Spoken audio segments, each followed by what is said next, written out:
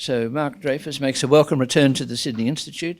He's been here previously in a different capacity, in a different government, but he's well known to also introducing very briefly Mark Dreyfus KC, member for Isaac since 2007, ministerial appointment since September 2010, Attorney General from 2015 towards the end of the Labor government, and again with the Albanese Labor government.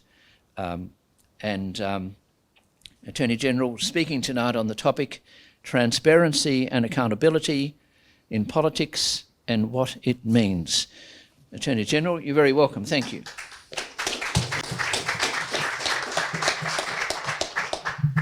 Thanks very much, Gerard, for that introduction, and it's wonderful to be here again at the Sydney Institute.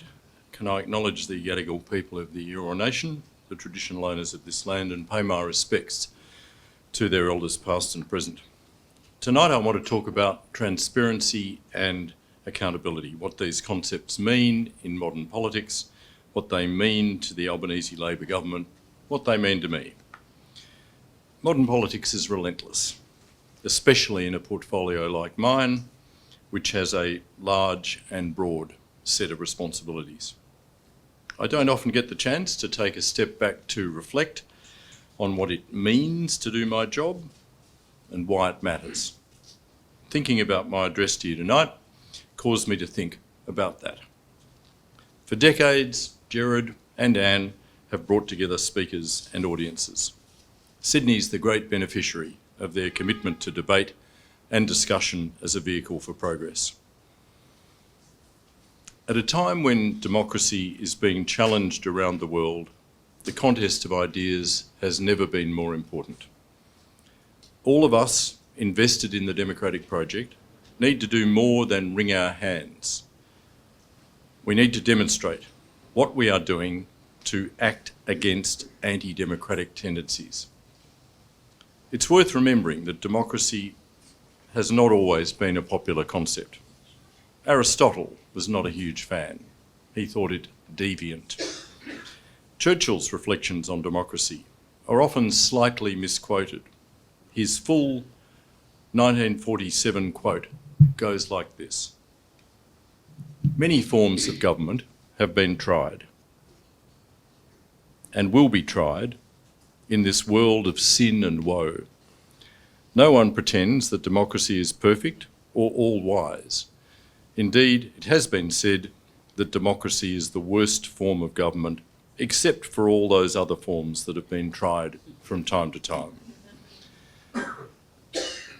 It's no reflection on the government that I am a part of to admit that democracy sometimes produces imperfect outcomes. But if we agree that, with Churchill, that democracy is not perfect or all-wise, I think we must also agree that politicians are not perfect or all-wise. No doubt some would think that's a very polite way of putting it. So if democracy is such an imperfect system, how is it managed to stick around for so long? Part of the answer, I think, is its unique ability to self-correct. This is not my idea, but is one explored by the Cambridge University political theorist David Runciman, who some of you may know from his very popular podcasts. When democratic systems experience problems, they are often very messy and very public ones. There are unedifying scandals, disastrous inquiry hearings, or major leaks to the press. It's the very public nature of these problems which drives the system to correct for them, whether that's policy change or personnel change or the electorate throwing a government out of office. The old maxim, "sunlight is the best disinfectant," is true. Actually, let me step that out a bit. Louis Brandeis is credited with the fuller version. Sunlight is said to be the best of disinfectants. He may have borrowed this from James Bryce, who wrote in the classic The American Commonwealth in 1888, and I quote from James Bryce, "Public opinion is a sort of atmosphere, fresh, keen, and full of sunlight, like that of the American cities, and this sunlight kills many of those noxious germs which are hatched where politicians congregate. He went on, no serious evils, no rankling sore in the body politic can remain long concealed, and when disclosed, it is half destroyed. In other words, again, sunlight is the best disinfectant. But Bryce's words are more fun. The ability to self-correct is what has saved many democracies from a doom spiral from which they cannot recover. But there is one key ingredient necessary for this self-correction to occur: transparency. If problems remain hidden, there is little incentive for the system to correct for them. That's why transparency is what I want to talk about today. I'm not going to pretend the Albanese government has embarked on democracy-saving measures, but I think some of the things we've done have been small but important self-corrections necessary to maintain the bond between voter and representative. It's this bond that keeps democracy alive. Without transparency, there can be no real accountability. The pursuit of transparency and accountability has long been personal for me. As a barrister, I worked on the Stolen Generations case between 1998 and 2002. The case was brought on behalf of Lorna Cabillo and Kumanjai Gunner, now both deceased. We sought to address injustices associated with actions taken in the Northern Territory up until the 1970s. Sadly, at that time, Aboriginal children were removed from their families, taken long distances from communities of their birth, and made to live among strangers in institutions which bore no resemblance to a home. They were denied the opportunity to grow up surrounded by the love of family, to speak their own language, and to learn about their own country. Tragically, they were treated as orphans when they were not orphans at all. We sought to hold the Commonwealth accountable for its actions and deliver long-delayed justice to Ms Cabillo and Mr Gunner and other members of the Stolen Generations. We failed. The case was lost, but the cause was not. The very first day I sat in the House of Representatives, 13th February 2008, was the day Prime Minister Kevin Rudd delivered the national apology to Aboriginal and Torres Strait Islander peoples, particularly the members of the Stolen Generations. Lorna Cabillo sat on the floor of the House as an honoured guest. As a barrister, I represented clients who challenged the limits of state power and championed the right to know. From FOI matters in the Victorian Civil and Administrative Tribunal to environmental and climate cases in the Supreme Court of Victoria and free speech cases in the High Court of Australia, I tested laws that worked against transparency and accountability. When I came to the Parliament, I was determined to pursue the things I really cared about. These included transparency, openness, accountability, access to justice, climate action, and Indigenous rights. Improved whistleblower protection has long been an interest of mine. One of my proudest achievements in my first period as Commonwealth Attorney-General was the creation of the Commonwealth's first public interest disclosure scheme. One of my proudest achievements in my second period as Attorney-General is enhanced protection for whistleblowers, acting on recommendations the previous government ignored. As many of you would be aware, a signature commitment that we took to the 2022 election was the creation of a National Anti-Corruption Commission. It's a commitment I never thought we would have to make, given that the Morrison government promised an integrity body in December of 2018, but it never delivered it. We won the 2022 election, and we delivered on our promise to legislate for the new body by the end of that year. It wasn't easy, and of course the shape of the new body was hotly contested. The new National Anti-Corruption Commission opened its doors on the 1st of July 2023.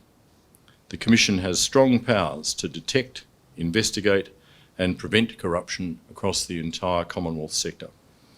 It operates independently of government with discretion to commence inquiries on its own initiative or in response to referrals from anyone. It has the power to investigate allegations of serious or systemic corruption that occurred before or after its establishment. It is overseen by a powerful parliamentary joint committee established by statute. It has the power to hold public hearings in exceptional circumstances and where it's in the public interest to do so. It can make findings of fact, including findings of corrupt conduct, and refer findings that could constitute criminal conduct to the Australian Federal Police or the Commonwealth Director of Public Prosecutions. As of last week, the National Anti-Corruption Commission is conducting 33 preliminary investigations and 29 corruption investigations, including 8 joint investigations. The Commission is overseeing or monitoring 16 investigations by other agencies, has 7 matters before the court, and has 464 referrals pending assessment. Corruption, even the suspicion of it, is corrosive to democracy. When voters elect governments, giving them enormous power in the process, there's an implicit trust that the decisions they make will be motivated at all times by the public interest.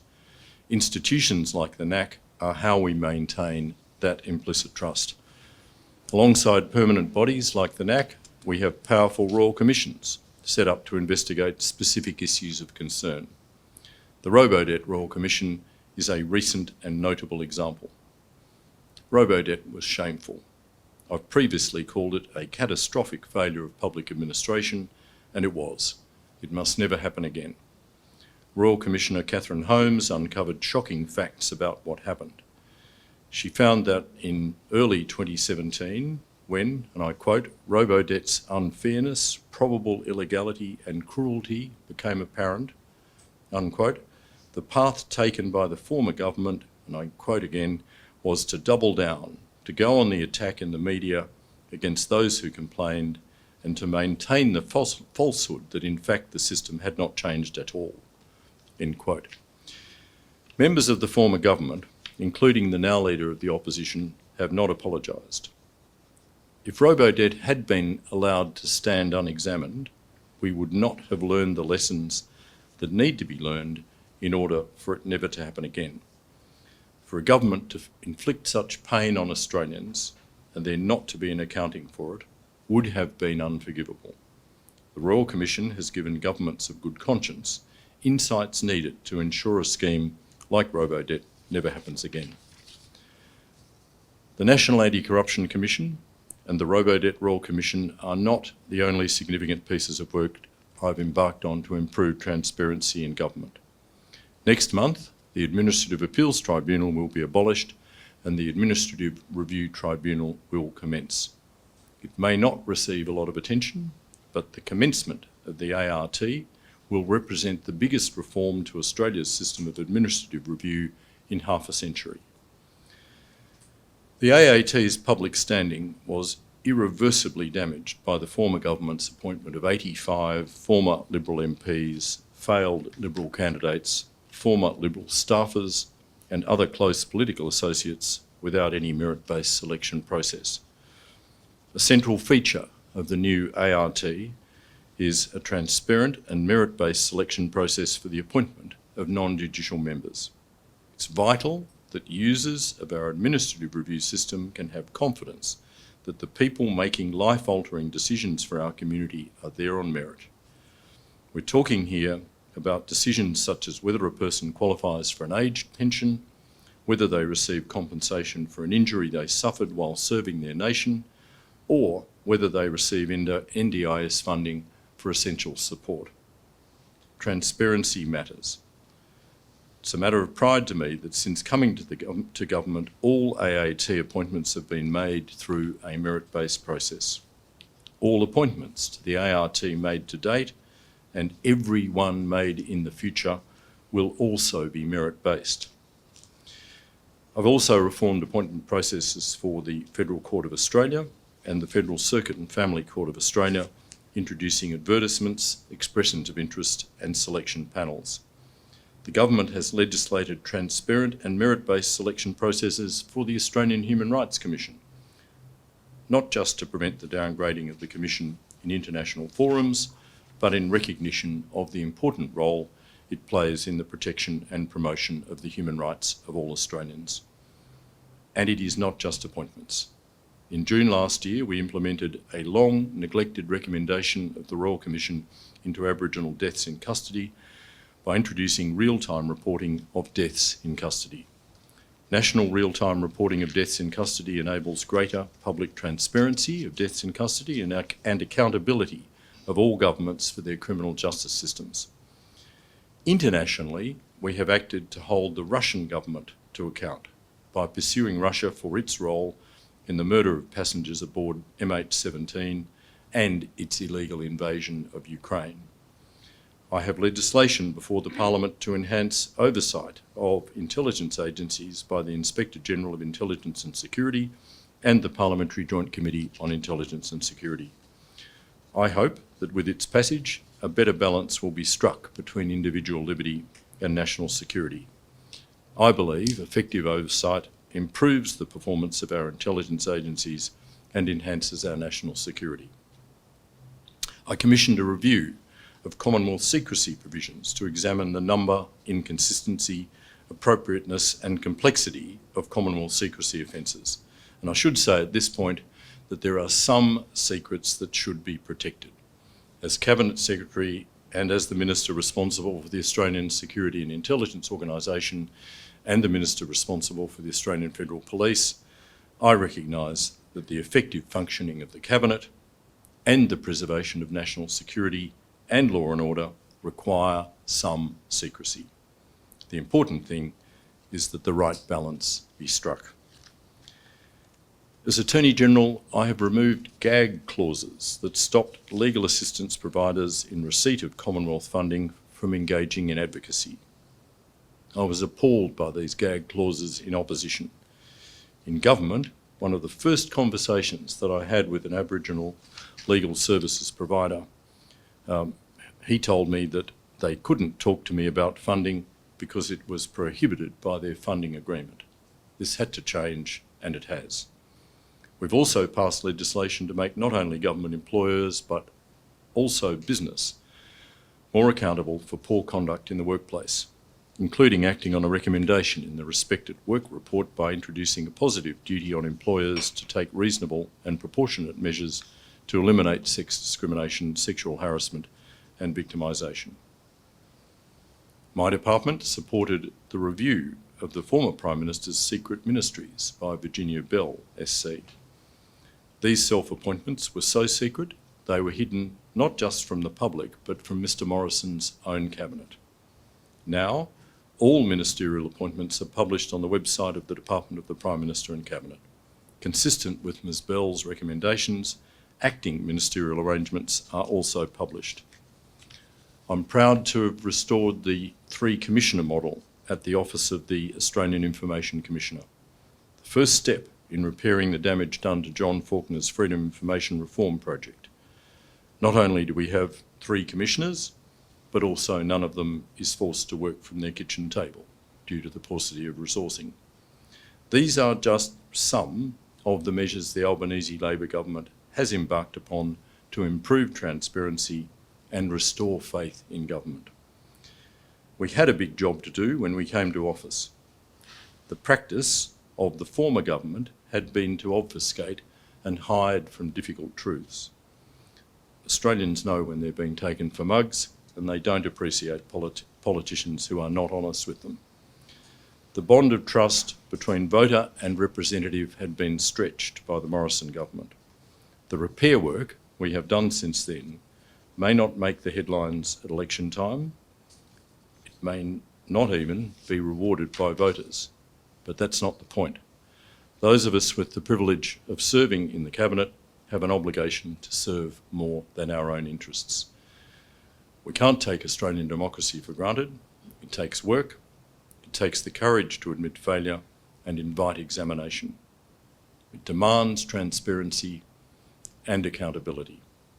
Thank you. I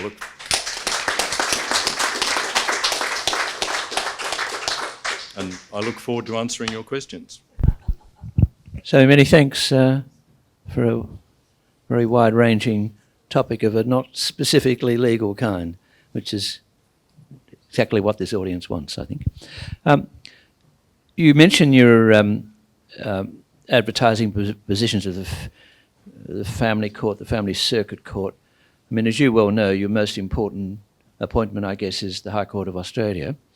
And I guess that involves the states as well. So what's the process? Has that changed under your government, or is that the same as what you inherited? Unusually, the High Court of Australia is the only court for which appointment processes are actually legislated.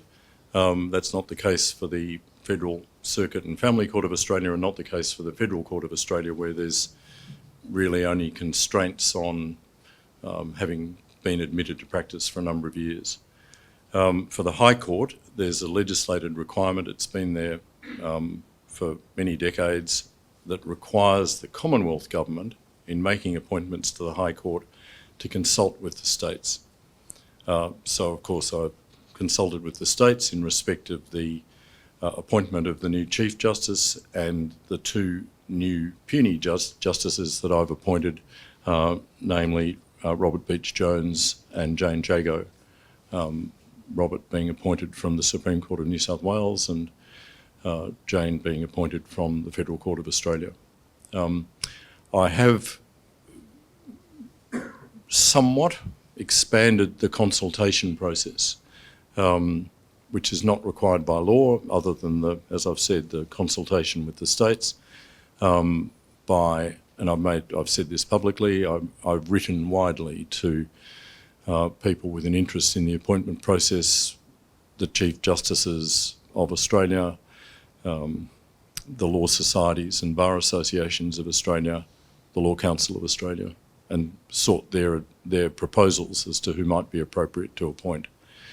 I would say that unlike the other courts, the group of people who could be appointed to the High Court of Australia is quite a small group, and there's general agreement across the profession, probably across Australian society more widely, that it is quite a small group of people who are eligible to be appointed. For the Federal Court, for the Federal Circuit and Family Court of Australia, for the Administrative Appeals Tribunal and now the Administrative Review Tribunal, is a much, much wider group of people who could be potentially appointed, and it's for that reason that it's been appropriate to move to a much more open consultation process and invitation to people who think they are eligible to apply, put in expressions of interest.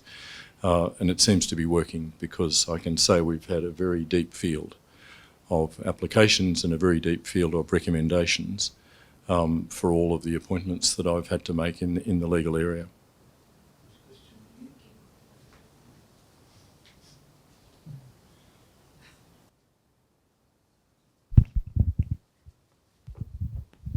Thank you for your talk. As you're aware, since October 7, there's been a massive increase in hate speech. And I'm only aware of 2 cases at this point of time, both privately led against one university, one in the workplace area of workplace law, and the other one a class action. I'm at a loss why there's been no government action against hate speech. Is it because there is a lack of legislation, or is it a lack of political will to take these individuals or institutions on? It's not a matter of political will. The decisions as to prosecution under, for example, the New South Wales criminal law that deals with hate speech, although that law has been criticised for its limitations, that decision's a decision made by prosecutors. Decisions as to proceedings that might be available under civil penalty legislation at the Commonwealth level are decisions made by the Australian Human Rights Commission. And I've said publicly that we are going to bring reforms to hate speech laws at the Commonwealth level to the Parliament, because I recognise that current laws are inadequate. Is that likely to come under this term of government or into the next? In this term. Yes, following on from that, as a Jew and a Labor supporter, I might add, when is the government going to do something to make me feel more comfortable in my own city? because the rising anti-Semitism is really making me feel very, very uncomfortable, and it's very confronting to me. I share with you that concern about the rise in anti-Semitism that we've experienced in this country, shockingly, since the horrendous murders and invasion of Israel that occurred on the 7th of October. It's not just a responsibility of government, and I say that not to duck your question, I'll come back to government. It's the responsibility of every part of Australian society to fight against anti-Semitism, to stand against anti-Semitism. It's the responsibility of universities, who have not done enough. It's the responsibility of business. It's the responsibility of arts and cultural organisations. It's the responsibility of members of parliament and everyone in any position of any influence to fight against anti-Semitism, which, of course, as we know from history, starts with words. And we have to do more. I think I agree with you that government is needing to do more. I can assure you that our government, the national government, along with state governments, are trying to find different ways of responding to deal with what, to me, has been an appalling and shocking rise in anti-Semitism over the last 10 months. And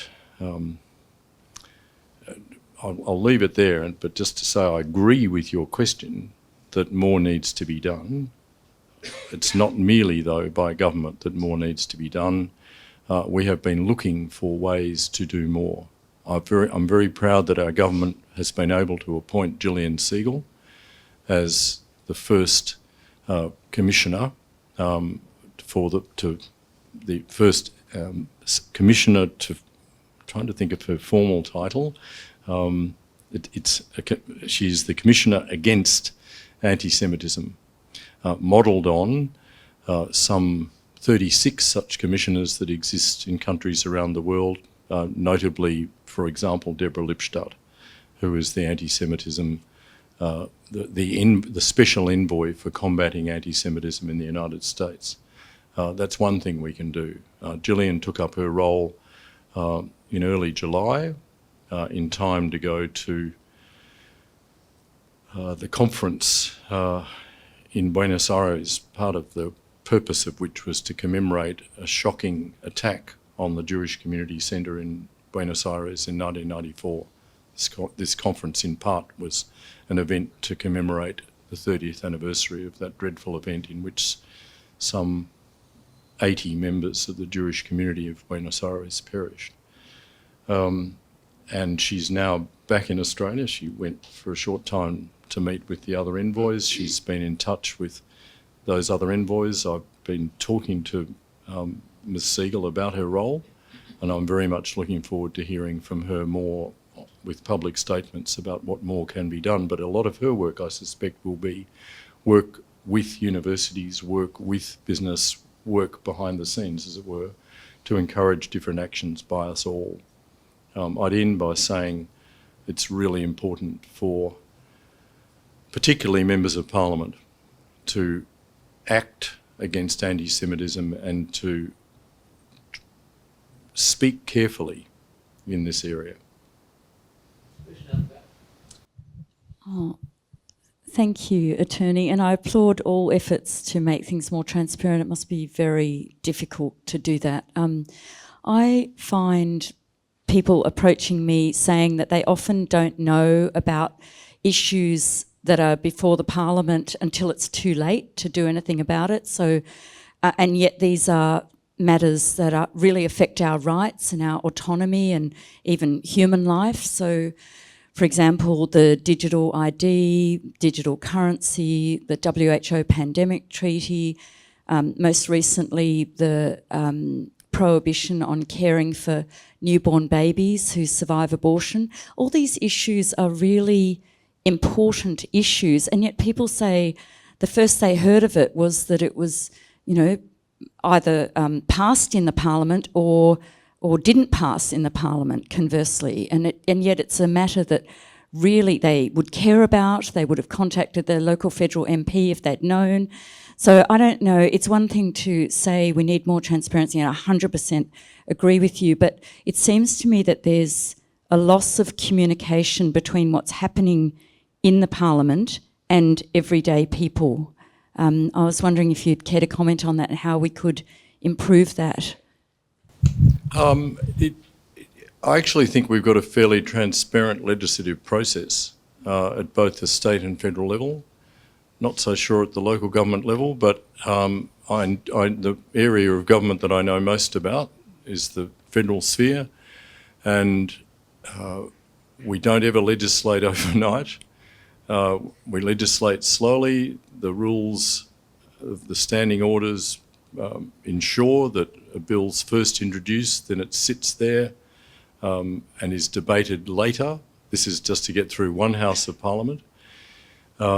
It's extremely rare for a bill in the Federal Parliament of Australia to ever pass without having been referred to one or other, sometimes more than one, parliamentary committee for public inquiry, public submissions to be made, and a public report on that bill. And quite often I hear the reverse complaint, which is that the legislative process is too slow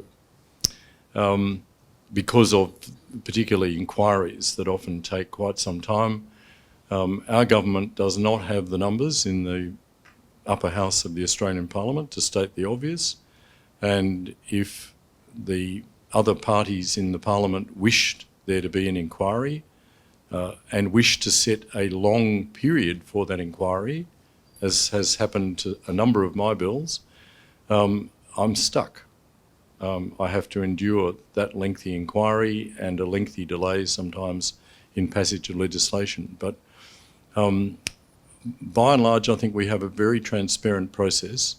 I think what your question goes to, if I could be perhaps a bit philosophical, is to say it goes to the level of engagement that people have with our parliamentary processes.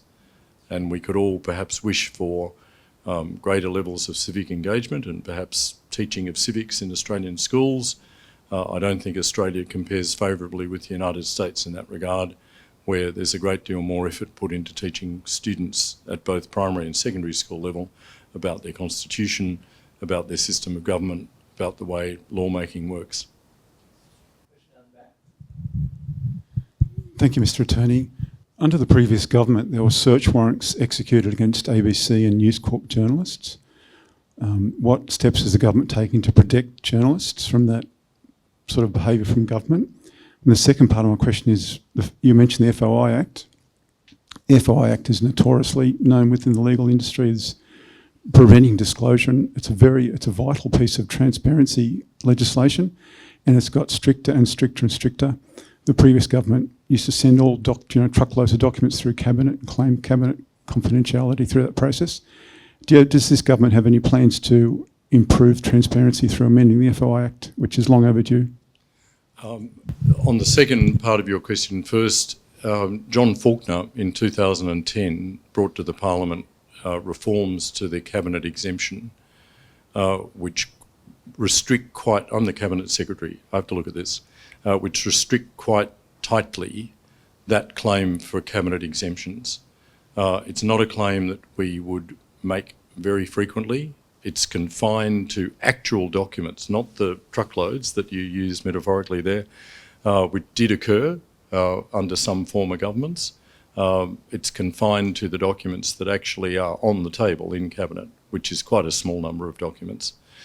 And on the first one about the issue of warrants, the first check and balance is that I'm the Attorney General who has to decide on ASIO's warrants.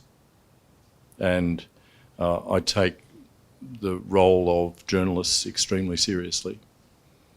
I think it's a healthy thing that warrants for our secret security agency are decided on by a minister. More generally, the very large review of security laws conducted by Dennis Richardson, which was handed to the government in 2019, the former government, is something that I am still working through. We've had a pretty heavy legislative load in this term of Parliament. I remain hopeful of acting on very many of the recommendations that Dennis Richardson made, some of which go to this question of what should be the additional protections available to representatives of the media. I think that the very intense public controversy that followed the execution of the 2 warrants you mentioned in your question has probably ever since changed the consideration of whether or not that's a desirable thing.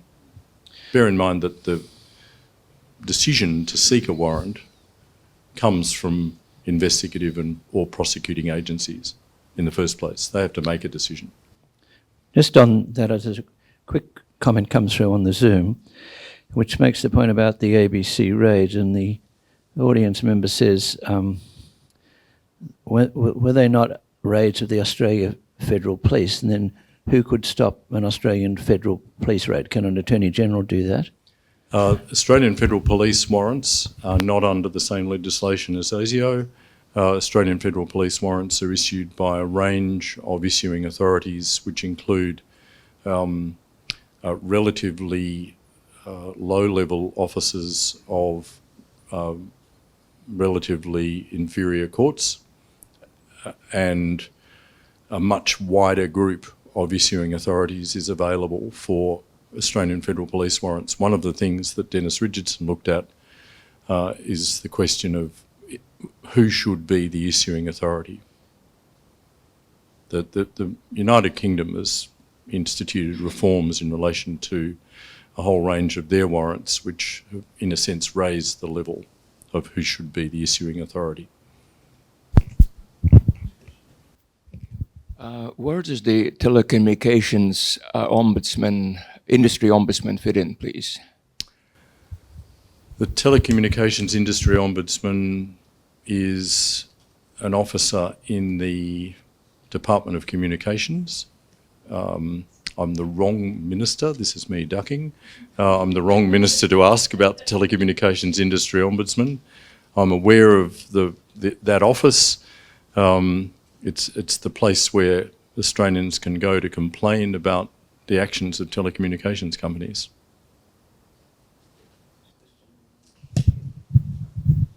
Thank you. How would transparency look on a local and state government level?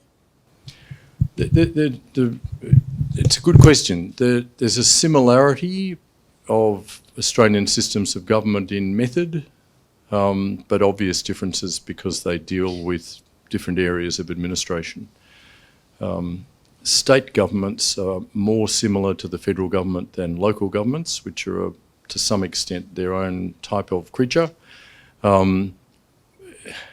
Freedom of information regimes apply in every state and territory. Freedom of information regimes apply at the federal level, but less so at the local government level. Local governments do more things behind closed doors. They do have public meetings. They do have public meetings of councils, but they also have closed meetings of councils, and a great deal of decision making at the local council level is done by officials and is not really exposed to much public examination. State and federal governments, by contrast, are much more transparent, but we can always improve.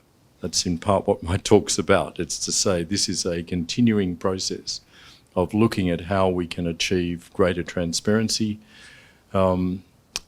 Australia, according to various measurements and indexes of transparency, is sitting in the top third of the pack, but not at the top, which might tell us that there's more work to be done.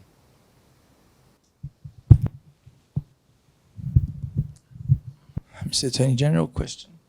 South Australian Court of Appeal has declared Richard Boyle a whistleblower. He faces court only because of failed laws, which you mentioned in your address.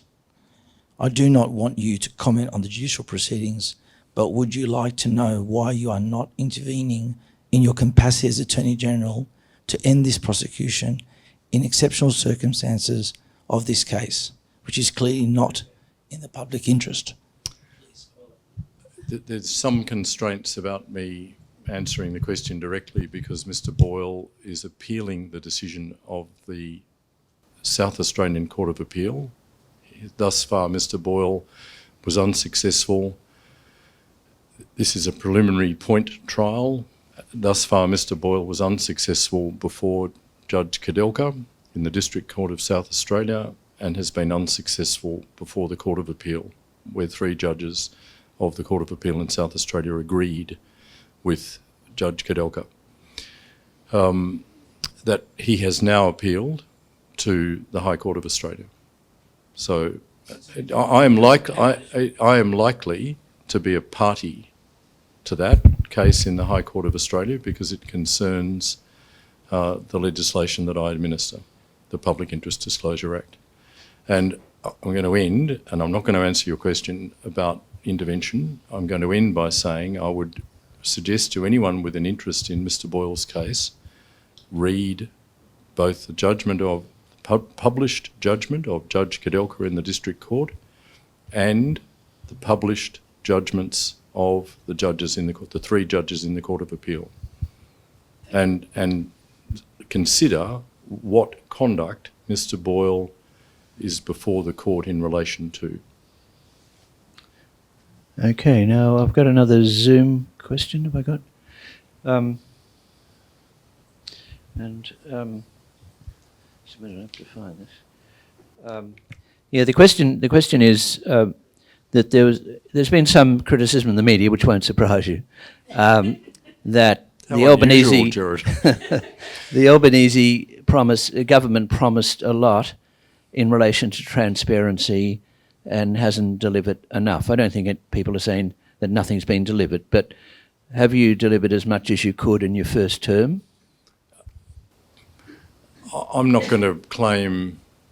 I think I said in the speech that I'm not going to claim that we have instituted democracy-saving reforms, but we have, as my speech indicated, delivered a number of measures, some of them overdue, which I regard as useful and improvements for the health of our democracy. Notable among them the reshaping of the administrative review structures by the abolition of the Administrative Appeals Tribunal and its replacement by the Administrative Review Tribunal, which commences on the 14th of October. It's quite a major undertaking. The commencement of work on the 1st of July 2023 of the National Anti-Corruption Commission, appropriate reforms to the Public Interest Disclosure Scheme, acting on the recommendations of the Moss Review from 2016, which the former government had ignored. I've got quite a long list. The speech talked about quite a number of them, and I'll leave it for others to judge whether we've done enough or whether we could have done more, but I'm proud of the work that we've thus far done. I'm hoping that we are re-elected for a second term because there's more to be done. Hi, Minister. For all my sins, I was on the Australian Archives Advisory Council for a number of years, and a draft form of a new Archives Act, I think, was submitted to the Attorney General's Department some 6 years ago, or maybe even longer, but it's been sitting there swirling around and hasn't made it into the Parliament because it's not important enough, apparently, even though in an age of communication, the Archives Act is clearly out of date. That's just an example. You mentioned maybe it takes too long to get things through the Parliament, and you understand that. You mentioned that in answer to a question. What can be done to speed up things like the new Archives Act, whatever, rather than have it stalemated because it's not serious enough or it's not of the moment? How can we speed it up? I'll start with a disclaimer, which is that the Archives was once an agency administered by the Attorney General's Department, but since, from recollection, 2014, under Arts Minister George Brandis, who was also the Attorney General, it was moved to the Arts Ministry, as one of the... No. A bit later? Actually, you had it right up until about a year ago, or till you came into government in 2022. Okay. So it's been the Attorney General's. I stand corrected. The agency is not with me because it is with the Arts Ministry. I was just not sure of the date on which that started. It was moved to the Arts Ministry because it's seen, with some justification, as a collecting institution. But for those of you not familiar with the excellent work done by the Australian Archives, it's also the repository of all government documents that are kept. It's got a national security role in that its role includes the vetting for release of cabinet papers, which occurs now 20 years after the date of the relevant cabinet meeting, or the year of the relevant cabinet meeting. We had this annual release, so it's quite an important national security role. I wasn't aware of the drafting of a bill to reform the Archives Act. You've piqued my interest. I'm going to look into it, but I go back to my disclaimer, which is to say that the responsible minister for the Australian Archives is the Arts Minister, because it's seen as having a collecting function, in which it undoubtedly does, and therefore sits perhaps with the collecting institutions like the National Museum and the National Gallery. But I'm interested, so... Just to hang on. No, that's all points can taken. follow up I later. just wanted to say, Yeah.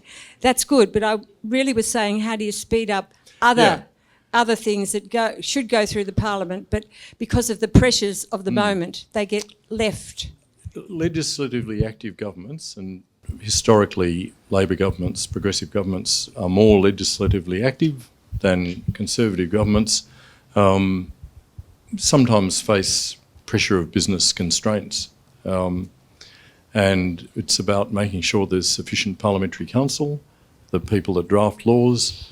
There's only so much time in the parliamentary sitting year. I'm not sure if it's possible to identify an actual limit, but certainly all governments have to make choices about competing goods, and sometimes that's why we have a rating of priority for legislation. Not everything can get through in one term. I've got a couple more questions on Zoom, and the first one is, we're getting near the end, but it's got to be fairly quick with my questions. It was directed to me, but they're only asking me to ask you. All right, so the question is, would you ask the Attorney-General, could he elaborate a bit on the comments he made about universities not doing as much as they should in relation to anti-Semitism, because as he will know, this is quite a particular issue at the University of Sydney. I have met with Jewish students, and I say, I'm not going to name them and I'm not going to say which universities they attend, but it's apparent to me from talking to Jewish students, it's apparent to me from talking to the parents of Jewish students around Australia, that Jewish students on Australian campuses, at least some of them, do not feel safe. And that tells me that more needs to be done by Australian universities. I'm not going to be specific either. I'm going to say that until we get to a situation where every Australian student, no matter what their religion, no matter what their beliefs, no matter who they are, feels entirely safe on campus, universities are not doing their job. And that's an elaboration of my comment, but all universities have codes of conduct. They should be enforcing them. And it's apparent that not all of the universities have enforced the codes of conduct that are there to regulate the conduct of students. Not all universities have done enough to regulate conduct of non-students on campus grounds, and more needs to be done. So there's another question. Can you share an update? Can you share an update on when legislation to overhaul the privacy, or is that privacy? The Privacy Act will be enacted. You say tomato, I say tomato, but I say privacy. And privacy, I've said previously publicly that privacy legislation to commence the process of reform of the Privacy Act following a review of the Privacy Act that my department carried out and that we published a response to earlier this year, legislation commencing that process of reform for the Privacy Act will be in the Parliament in September. So coming right up. Sorry, thank you. Good evening. Following on from the previous question regarding the universities, from what I understand is that the problems you see at the university level are at the top of the iceberg, and I think one needs to have a look at the total education system, right from primary through, or even infants, I hear these days, through to high school. This whole oppression routine is going to change our society for the worst, and it really does need to be looked at. And I don't know how one goes about it because it's infiltrating all forms of society. This is a long project. We have to work at countering anti-Semitism in all its forms, just as we have to work at countering racism in every form. And one of the reasons we have Holocaust education in our country and many countries around the world is to somehow, through teaching about the horrors of the Holocaust, to remind people of where anti-Semitism can lead. It's something that I would like to see taught more in schools. Sorry, you want a follow-up question? Just to say, yeah. That's one part, but it's more grassroots. It's like from the education department or the teaching. Okay, in case it's not picked up on the microphone, so it's more grassroots and goes back to the education department. Okay. Well, in the education department, there are differences across Australia in the way in which both anti-racism is taught or the Holocaust is taught about. There are, depending on which state you are in, bigger or smaller Holocaust museums. For example, in this state, the Jewish Museum in Sydney teaches hundreds of thousands of primary and secondary students every year. The Holocaust Museum, which is a large institution in Melbourne, teaches hundreds of thousands of primary and secondary students every year. And that's a very good thing, but we have to look harder. I say again, I'm waiting to see where Jill Siegel can get to in her role as the Special Envoy for combating anti-Semitism. It has been apparent to me from this year that we need to do more, because nothing could have prepared me or anyone in the Jewish community for what has occurred since the 7th of October. It is clear that we need to do more because of this wave of anti-Semitism that has been experienced across Australia. Just a final question for you. The question is, assuming the Albanese government gets returned and you're back as Attorney-General, and we asked you back in a year's time, what would you say would be have achieved in that time? I mean, in other words, what are your immediate priorities beyond the substantial stuff you've outlined in your speech tonight? I've got a range of further reforms I don't think I will have completed the process of reform of the Privacy Act, because we've got making a start with the legislation that I'm bringing to the Parliament in September. I know that the long process of reform of the Family Law Act, which again I've done in parts. We've had 2 bills to amend the Family Law Act, both of which became law on May the 6th this year. I've just introduced a further bill to amend the Family Law Act. And again, this is part of the repair of government, that to act on a long succession of reviews and reports about the Family Law Act. Notable among them, the 2019 report of the Australian Law Reform Commission with some 60 recommendations, which again, the former government simply did not act on. I've got to bed down the new Administrative Review Tribunal, which, as I've said, will commence operations on the 14th of October, and I will need to oversee its work. I've got really a long list, Gerard, of other law reform. I'm not going to make, however, the assumption that I will be the Attorney General in an incoming second term Albanese government. Whether or not I become a minister is a matter for my caucus, and the ministry that I'm given is a matter for the Prime Minister. It would be an honour to continue to serve as Attorney General. I've enjoyed being Attorney General for a second time and having a longer go than I had in 2013. I'm one of a select group of Australians that have been Attorney General twice. I'm hoping to continue in the role, but I'm not going to assume that I will. So perhaps for your questioner, I've got a long list. I have not nearly finished the process of law reform that needs to be completed.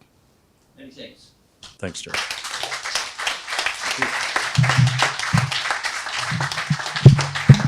Well, thanks to the Attorney General for a terrific talk tonight, giving a lot of information and answering over half an hour of questions, and we can't ask for more than that. And it was a great night tonight, so I just want to be very quick. There are a lot of people here, and I just want to say to the Attorney General, thanks, and we'd love to have you back next time.